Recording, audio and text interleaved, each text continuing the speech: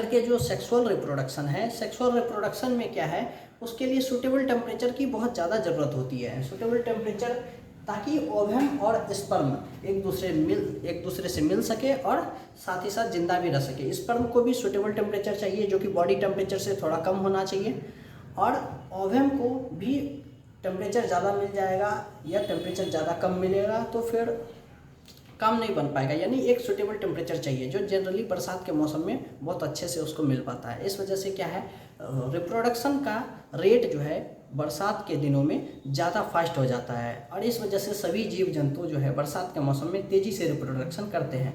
तो ऐसे में कुत्ता बिल्ली जानवर जितना भी है सब रिप्रोडक्शन तो करते ही हैं, और स्पर्म जो है ओवम तक पहुंचता है एक अंग के जरिए, एक खास अंग के जरिए, और स्पर्म तभी बाहर आता है जब मैथुन होता है। मैथुन मतलब क्या कि जब कोई भी सेक्सुअल रिलेशनशिप किसी के साथ बनाता है तो फिर जो है उसके एक अंग में जो है मैथुन होता है, और उस मैथुन के बाद उसी अंग से, उसी ऑर्गन से जो है स्पर्म बाहर आता है। तो स्पर्म बाहर आने के लिए मैथुन जरूरी है, और जब तक स्पर्म बाहर आएगा नहीं तो फर्टिलाइजेशन होगा नहीं।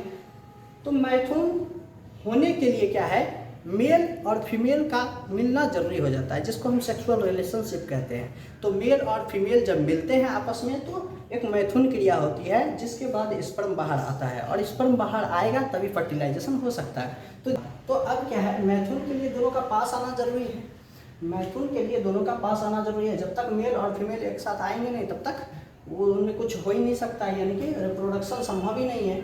अब देखिए, आपने कुछ जीवों को देखा होगा कि वो अपने अपोजिट जेंडर को अट्रैक्ट करने के लिए कुछ खास एबिलिटी रखते हैं, कुछ खास कैपेसिटी रखते हैं। जैसे कि आप देखिए कि बकरी की अगर बात करें तो उसमें जो है, जो मेल होता है उसमें एक अलग ही गंध होती है, जिसको देहात भाषा में हम बोतू भी कहते हैं। वो बहुत अजीब तरह का महकता है, वो जहाँ जहाँ जाएगा वो गंध फैलाएगा, और ऐसे में क्या है, बकरियां दूर से जान जाती है वो हमारा मेल आ रहा है, और इस तरह से वो फिजिकली थोड़ा प्रिपेयर हो जाती हैं। तो ऐसे सब बहुत से जीव है जो अपने अपोजिट को अट्रैक्ट करने के लिए अलग अलग तरह की हरकतें करते हैं।